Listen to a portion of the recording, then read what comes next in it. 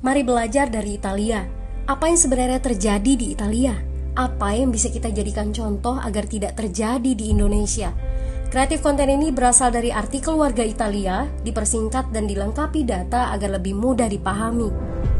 Tahap 1. Kasus pertama diumumkan. Itu cuma flu. Apa pentingnya pakai masker? Orang-orang ini cuma lebay. Saya kan sehat, gak bakal ketularan. Gak usah panik lah. Tahap 2. Jumlah positif COVID-19 mulai naik signifikan.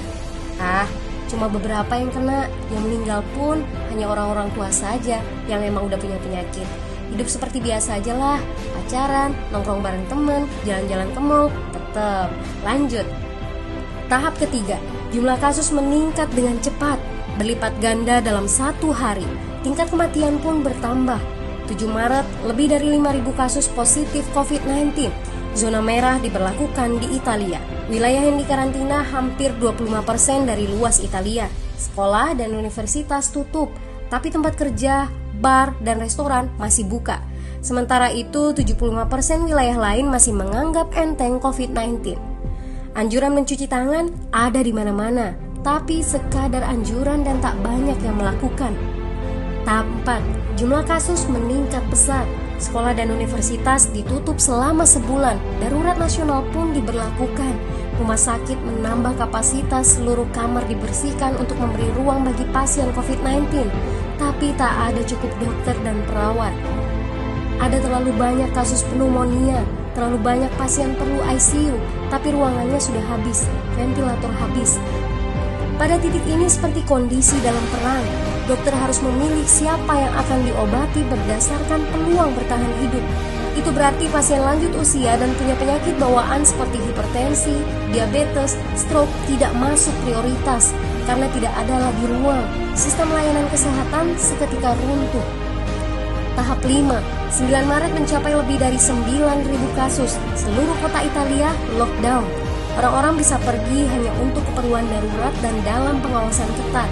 Semua bisnis masih dibuka karena jika tidak, ekonomi akan runtuh. Itu kebijakan pemerintah. Mulai ada ketakutan, orang-orang mulai memakai masker dan sarung tangan. Tapi tetap saja, ada anak-anak yang merasa jagoan, masih ingin uji nyali. Pergi ke restoran rame-rame, hangout bareng, minum-minum dan lain sebagainya. Tahap 6. 2 hari kemudian pemerintah Italia berubah pikiran. Semua bisnis harus tutup. Bar, restoran, pusat perbelanjaan, semua jenis toko, kecuali supermarket dan apotek. Penyebabnya, karena dalam sehari yang positif bertambah lebih dari 2.000 kasus. Penduduk yang mau keluar rumah harus mendapat surat izin.